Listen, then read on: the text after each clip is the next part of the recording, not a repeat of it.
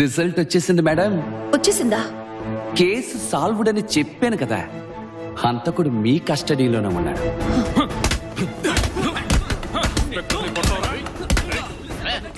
Murder చేసింది వీడే, లేదంటే ఎందుకు పారిపోతాడు? బెడ్రూమ్ లో ఉన్న శాంపుల్ మీరిచ్చిన శాంపుల్ పెర్ఫెక్ట్ గా మ్యాచ్ అవుతున్నాయి.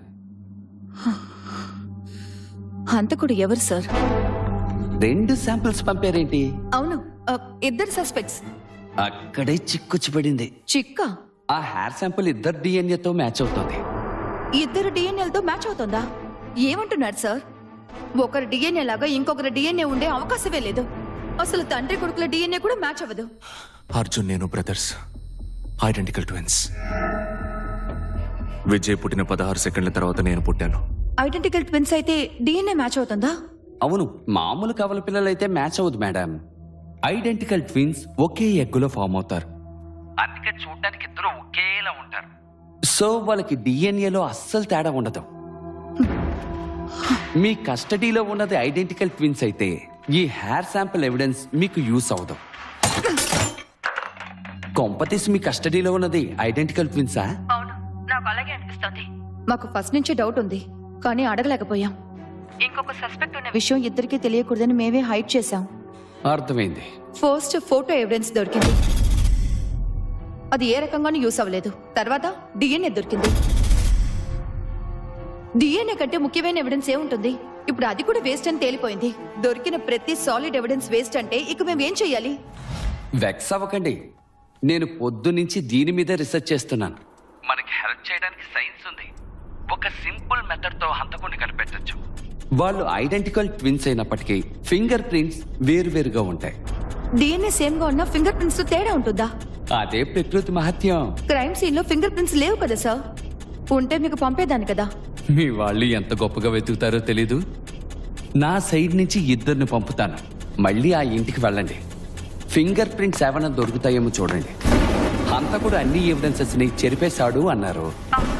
వాడు తనకే తెలియకుండా ఎక్కడైనా ఫింగర్ ప్రింట్స్ వదిలేడేమో వెతకండి. సగం ప్రింట్ దొరికినా చాలు, కేసు క్లోజ్ చేసేయచ్చు.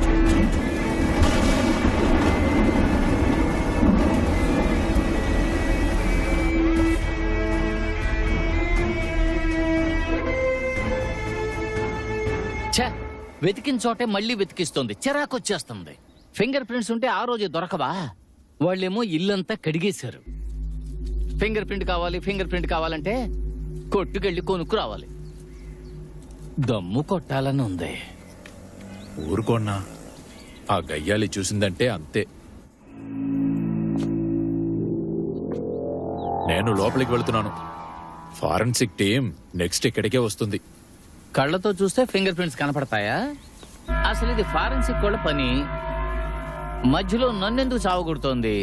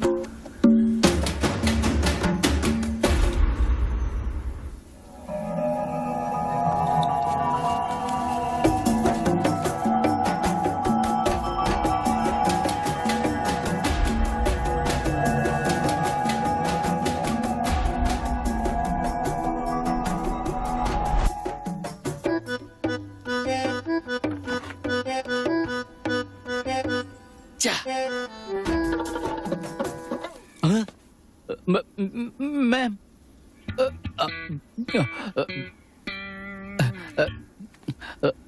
మేడం ఏంటి? ఇక్కడికి ఎందుకు వచ్చాం? ఎవిడెన్స్ కోసం మేడం. మరి మీరేం చేస్తున్నారు?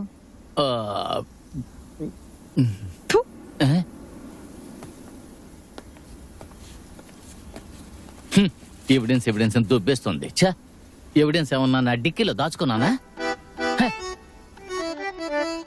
చెప్పండి మేడం. మీ వాళ్ళ ఫింగర్ ప్రింట్స్ ఏవి దొరకలేదని చెప్పారు సార్. కేసు సాల్వ్ చేయడానికి ఇంకేదైనా సైంటిఫిక్ వే ఉందా సార్? సైంటిఫిక్ వే ఒకటి ఉంది, బట్ అది కొంచెం కష్టం. ఏదైనా పర్వాలేదు చెప్పండి. మీరు మీ పోలీసు బ్రెయిన్ ని యూజ్ చేసే హంతకుని పట్టుకోవాలి. నేను ముందే చెప్పాను కదా కష్టమని. అమ్మ నాన్న ప్రేమించి పెళ్లి చేసుకున్నారు. ఇద్దరిళ్లలోనూ ఒప్పుకోలేదు. నాన్న లాయర్, అమ్మ బ్యాంక్ ఎంప్లాయీ. ఇద్దరికి కంపాటబిలిటీ ఇష్యూస్ ఉండేవి. అభిప్రాయ భేదాలు వచ్చాయి. ప్రేమించినప్పుడు తెలియలేదు, పెళ్లి తర్వాత తెలిసిందే. నేను నాన్న వాళ్ళకి డివోర్స్ అయినప్పుడు నాకు విజయ్కి 7 ఏళ్ళు. నేను నాన్న దగ్గర, అర్జున్ అమ్మ దగ్గర. మా నాన్న ఎవరు? నేనే. మా అమ్మ ఎవరు? నేనే. నా ప్రాణం ఎవరు? నేనే. మీ అమ్మకు ప్యాకెట్ పిచ్చుందట, క్లబ్కు వెళ్లేదని విన్నాను.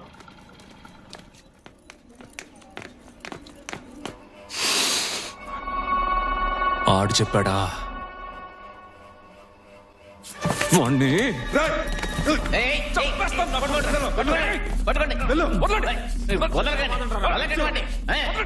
మోహన్ చెట్టి చేశాడు. ఒక ఆడది క్లబ్కు వెళ్తుందని ఇప్పుడే మొదటిసారి విన్నానయ్యా. నేను కూడా ఇప్పుడే వింటున్నాను సార్. కొడుకును కూడా తీసుకెళ్లేదట, అందుకే విడిలా ఏడిశాడు. గొప్ప తల్లి. వాళ్ళ ఫ్యామిలీలోనే మా అమ్మే first graduate, university gold medallist. ఆ విషయం చెప్పలేదు ఆ విజయ్ గడు. కాలేజ్ అయిపోయాక బ్యాంకులో పిలిచి ఉద్యోగం ఇచ్చారు. మా అమ్మకి సహాయం కావాలని ఎవరొచ్చినా సరే చేతిలో ఏముంటే అది తీసిచ్చేసేది. ఇదంతా చెప్పలేదా నాకు? ఆపరేషన్ చేస్తేనే బతుకుతారని చెప్పారు మేడం.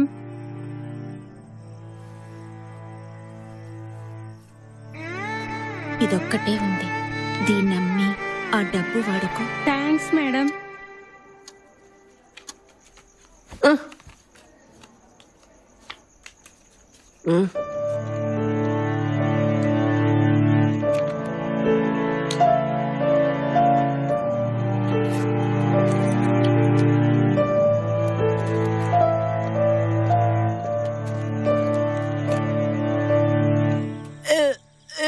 ఖాళీ కడుపుతో మిక్స్చర్ తిన్నావు కదా, అందుకే.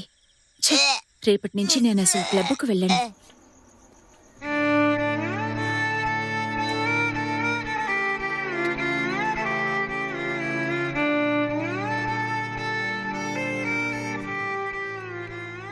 ఆ పేకాట మా అమ్మకి ఎప్పుడు ఎలా అలవాటైందో తెలియదు. అది ఒక రకమైన రోగమే. ఈ మధ్య దానికి లూడోమేని అని పేరు కూడా పెట్టారు. మా అమ్మ మనసులో ఏం కోపం, ఏం బాధ ఉందో ఎవరికీ తెలీదు. కానీ ఎన్నో ఏళ్లు వాటిని మనసులోనే దాచుకుంది. ఆవిడికి మ్యారేజ్ లైఫ్ సెట్ అవ్వలేదు. ప్రెషర్, స్ట్రెస్ ట్రిగర్ అయిపోయింది. మనిషిగా పుట్టిన ప్రతి ఒక్కరికి ఏదో ఒక వీక్నెస్ ఉంటుంది. మా అమ్మకి పేకాట. అందుకని మా అమ్మ చెడ్డదైపోతుందా? ఏ, మీరెవరూ లంచాలు తీసుకోవట్లేదా? అంటే మీరందరూ చెడ్డోళ్ళేనా?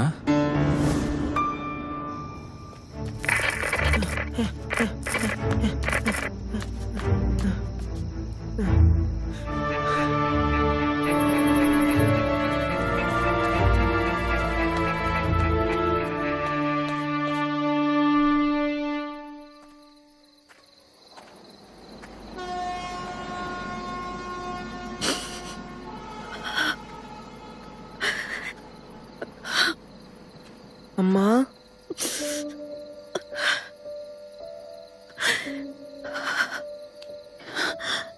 ఈ నెల కూడా జీతం మొత్తం పేకాటలో పోయింది. ఏం చేయాలరా ఇప్పుడు?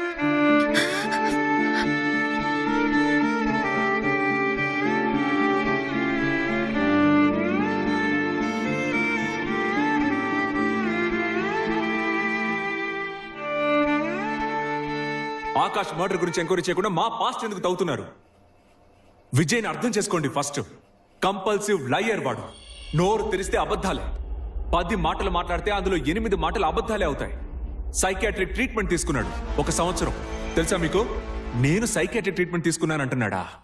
ఒకసారి మెంటల్ హాస్పిటల్కి ఫోన్ చేసి అడగండి, ట్రీట్మెంట్ తీసుకుంది నేనా వాడా అని. 16 నుంచి 17 1 సంవత్సరం ఫుల్గా లోపల ఉన్నది ఎవరు? ఎంక్వైరీ చేసి చూడండి, హ్యాపీగా ఎంక్వైరీ చేయండి. 2006 to 2007 1 సంవత్సరం బయటికి రానివ్వకుండా లోపల బంధించేశారు ఆ విజయ్ గారిని. ఈ తినే చెంచా ఉందే ఫోక్, ఆ ముళ్ళ చెంచాతో చీఫ్ డాక్టర్ మెడ మీద పొడిస్తే ఆయన నెలల పాటు హాస్పిటల్ చావు బతుకుల్లో ఉన్నాడు. నిజమా కాదో కనుక్కోండి, కథలుగా చెప్తారు. అడగండి సార్, వెళ్ళి ఆ డాక్టర్ని అడగండి, పొడిచింది నేనా అర్జునా అని. కేసు అక్కడే క్లోజ్ అయిపోతుంది. మీరు చెప్పిందంతా నిజమే మేడం. వాడు వకీల్ కొడుకు. డాక్టర్ వాడిని ఏదో అన్నారని ఫోర్క్తో మెడ మీద పొడిచేశాడట. ఆ అబ్బాయి పేరేంటి? నాకు ఆ అబ్బాయి పేరు కావాలి. తెలీదు మేడం, అది నేను ఈ హాస్పిటల్లో చేరడానికి ముందు జరిగిన సంఘటన. అప్పట్లో పనిచేసిన వాళ్ళు ఎవరు ఇప్పుడు లేరు మేడం, కానీ వాళ్ళు చెప్పుకుంటుంటే విన్నాను. ఆ చీఫ్ డాక్టర్ నేను చూశాను మేడం. ఆయన ఇప్పటికీ సరిగ్గా మాట్లాడలేరు, నత్తిగా మాట్లాడతారు. పోయినేడే ఆయన చనిపోయారు. ఆ అబ్బాయి అక్కడ పేషెంటే కదా, రికార్డ్స్ చూడండి. పోయినేడాది కురిసిన వర్షాలకి రికార్డు రూమ్ అంతా నీళ్ళొచ్చేసాయి మేడం. తడిసిపోయిన ఫైల్స్ అన్ని తీసుకెళ్లి గుడౌన్లో పడేశాను. వెతుకుతాను మేడం, దొరికితే మీకు పంపిస్తాను. అసలే బుర్ర హీటెక్కిపోయింది. వీళ్ళల్లో ఒకడు సైకో. ఇవాళ నైట్ నేను ఇంటికి వెళ్ళిపోతాను. నా షిఫ్ట్ మీరు ఎవరైనా చెయ్యండి. అసలు అర్జున్కి సమస్య ఏంటి? తెలీదు. మా అమ్మ చనిపోయిన తర్వాత వాడు మా ఇంటికి వచ్చినప్పుడు కూడా ఇలాగే ప్రవర్తించాడు. కోపం, ఆవేశం, మూర్ఖత్వం. చాలా ప్రాబ్లమాటిక్ చైల్డ్. మీ అమ్మ ఎలా చనిపోయారు? జాండిస్. అలాగని మా నాన్న చెప్పారు. మీ అమ్మ ఎలా చనిపోయారు? జాండిస్.